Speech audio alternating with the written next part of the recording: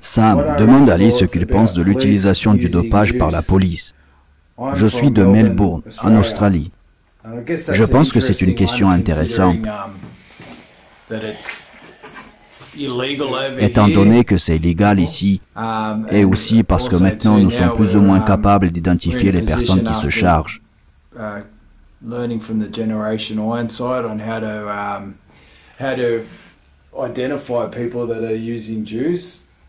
On voit beaucoup de policiers chauds et ceux qui sont en colère.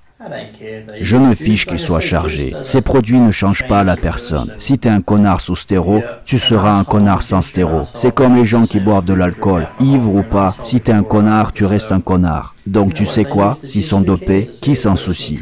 C'est leur choix personnel. Si tu me dis que c'est illégal, alors ils ne peuvent pas en prendre, tout comme certains athlètes qui ne peuvent pas en prendre dans différents sports. Mais je pense que les athlètes professionnels devraient pouvoir en prendre sous contrôle médical. Et si un policier veut en prendre, on s'en fiche, que le grand bien lui fasse.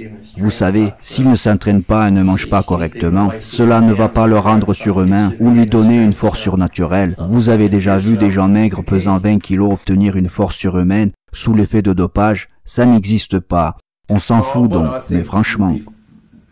Ce que je trouve amusant dans cette question, c'est évidemment, je préfère qu'il se charge plutôt qu'il se saoule la gueule.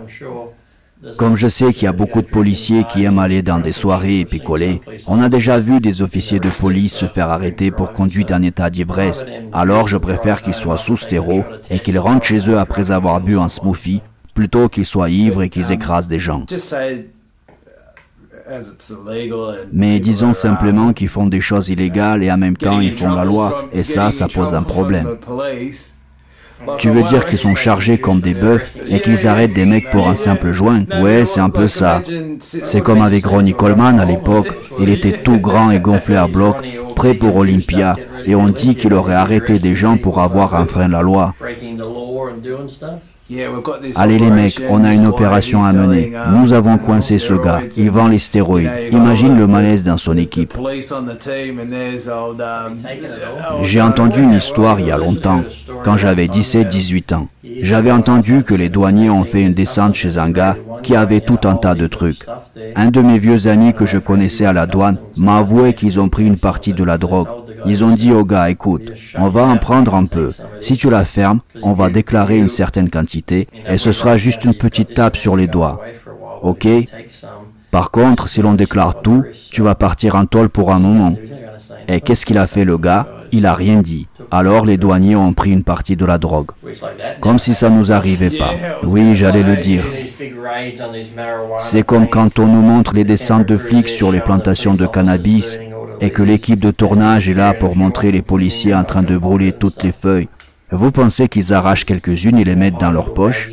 S'il vous plaît, soyez sérieux. C'est plutôt, cachez-moi ce petit sachet quelque part, c'est bientôt Noël.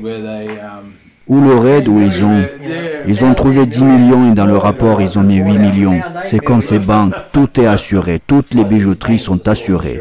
Je peux vous garantir que si une bijouterie est cambriolée et que son propriétaire arrive sur place avant la police ou la sécurité, il cachera probablement plus de bijoux. Disons que 200 000 ont été volés, le proprio arrive et cache tout ce qui n'a pas été pris par les cambrioleurs. Et déclare ensuite 600 000 ont été volés. Et évidemment, il les récupère grâce à l'assurance. Vraiment, tu penses que ça peut arriver? Je pense que oui. Par exemple, si ta maison brûle, qu'est-ce que tu avais chez toi? Eh bien, j'avais un plasma de 80 pouces, j'avais ça et ça. La Joconde, j'avais la Joconde.